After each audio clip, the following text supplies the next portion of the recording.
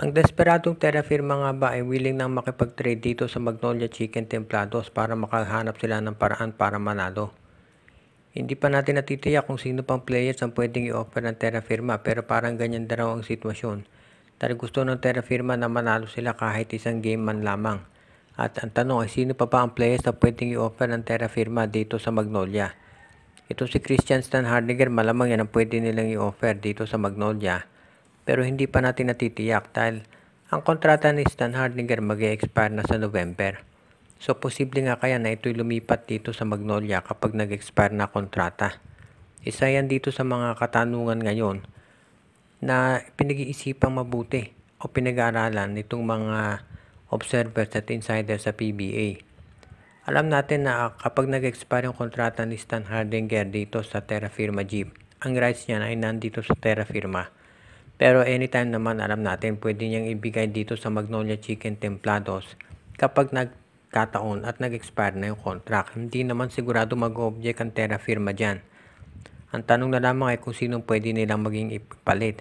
Malay natin baka ibalik si James Laput dito sa Terra Firma. Hindi pa ito nakatitiyak pero maliwanag kapag nag-expire na yung kontrata nitong si Christian Stan Hardinger sa November, malabo yan na mag-renew dito sa Terra Firma Jeep.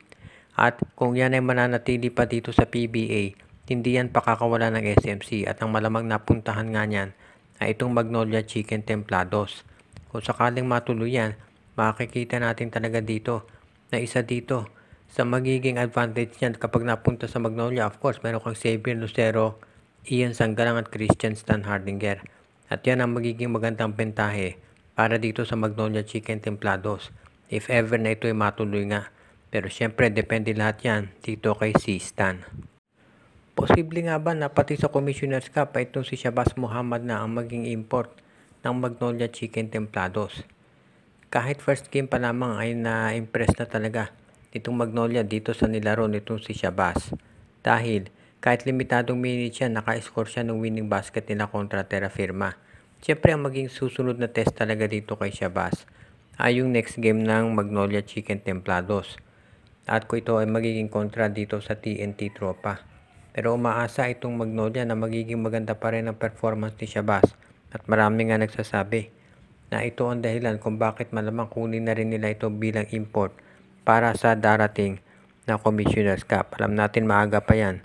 Pero gustong siguraduhin nitong TNT Tropa, nitong Magnolia rather, na magiging mahusay yung kanilang nilaro. At hindi na sila magkakaproblema pagdating sa adjustment.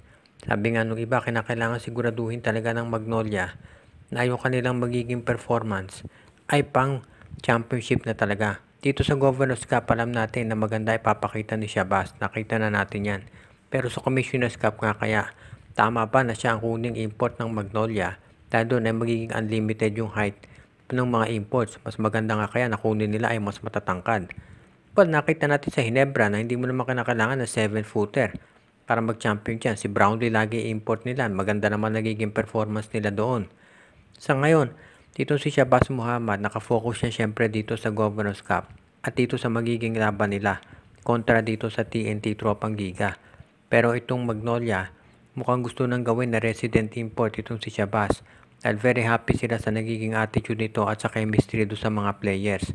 Kaya abangan na lang natin kung talagang ganyan nga gagawin ng Magnolia at itong si Shabazz Muhammad, yan ang magiging permanent na import na nila.